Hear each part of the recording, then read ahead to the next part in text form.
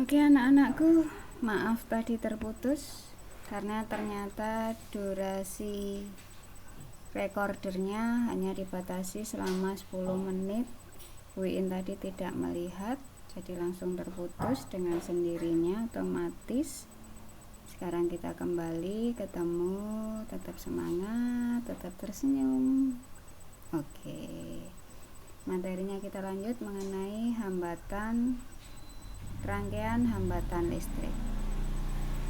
Rangkaian dibedakan menjadi dua anak-anakku. Yang pertama adalah rangkaian seri, yang kedua adalah rangkaian paralel. Oke, gambarannya seperti ini.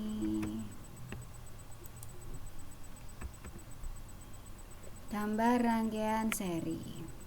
Ada dua buah lampu dirangkai secara seri. Lampu 1, lampu 2 dihubungkan dengan 2 baterai. Kalian amati pada ujung ini.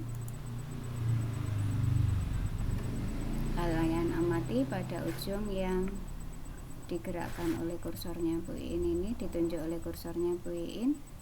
Kemudian di kursor yang sini juga tidak ada titik cabang, berarti kawat ini dari baterai langsung terhubung ke lampu 1 dan lampu 2. Oke. Dari rangkaian ini dapat kita tarik, kita amati. Karena tidak ada titik cabang, akibatnya I sama dengan I1 sama dengan I2 sama dengan I3. Syarat utama, dikatakan sebagai syarat utama hambatan yang dirangkai secara seri adalah ini, bahwa arus yang mengalir pada masing-masing lampu nilainya akan sama. Akibatnya V sama dengan V1 tambah V2 ditambah V3. Sebagai akibatnya R penggantinya RS sama dengan R1 tambah R2 ditambah dengan R3. Dari sini, jika dirangkai secara seri, syaratnya adalah I sama. Yang kedua, nilai hambatan penggantinya akan lebih besar dibanding R masing-masing.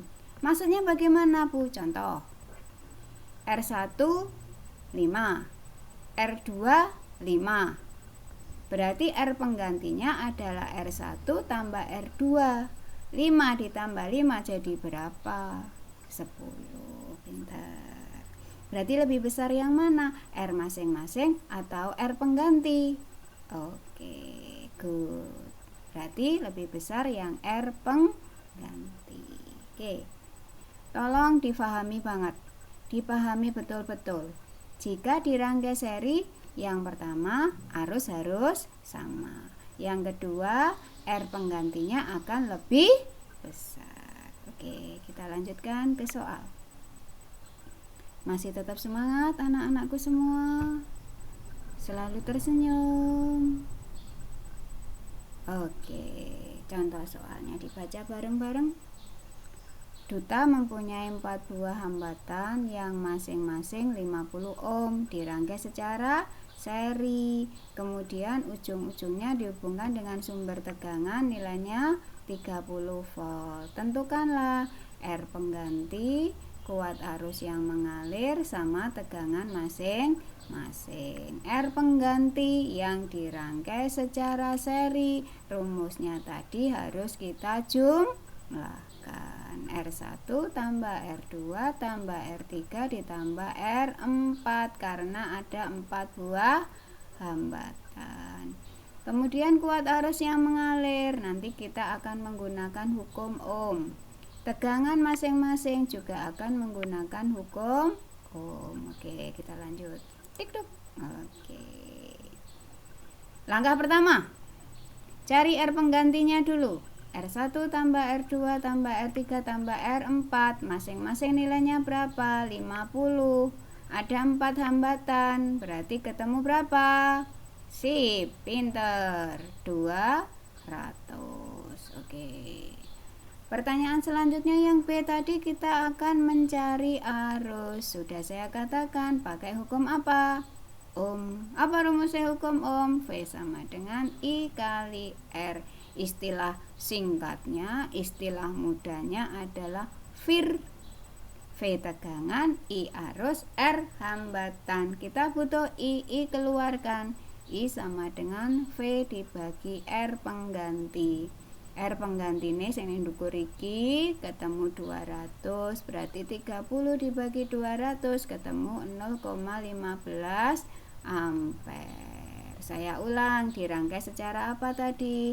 Seri. Kalau seri berarti mencari arusnya bagaimana syaratnya? Arusnya harus sama, berarti I1 sama dengan I2 sama dengan I3 sama dengan 0,15 ampere. Col, paham dari sini? Kita lanjut. Untuk menentukan tegangan masing-masing kita gunakan juga hukum Ohm. V sama dengan I1 kali R1 sama dengan 0,15 kali 50 ketemu 7,5. V2 juga sama, V3 juga sama, V4 juga sama caranya. Berarti masing-masing tegangan pada hambatan adalah 7,5 volt. Nilainya keempat ini sama karena kebetulan hambatan yang dimiliki masing-masing juga sama. Oke, untuk rangkaian secara seri sebelum Puiin tutup, Puiin dapat memberikan kesimpulan. Yang pertama, jika dirangkai seri, syaratnya arus listrik harus sama. Yang kedua, nilai hambatan penggantinya akan lebih besar dibandingkan nilai hambatan masing-masing. Oke, semoga bermanfaat. Saya akhiri dulu. Assalamualaikum warahmatullahi wabarakatuh.